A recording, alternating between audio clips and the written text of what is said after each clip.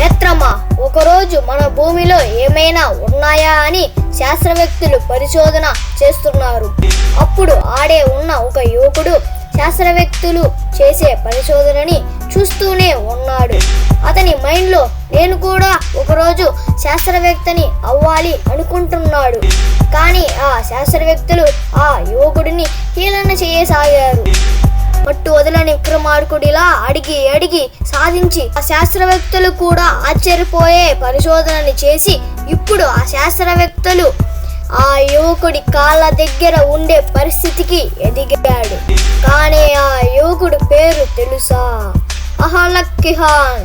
ఈయన ఒక ముస్లిమ్స్ అయినప్పటికీ శాస్త్రవేత్తలనే కూడా తన కాళ్ళ కింద ఉండే పరిస్థితికి వచ్చినందుకు ఆయనని అందరూ మెచ్చుకుంటున్నారు.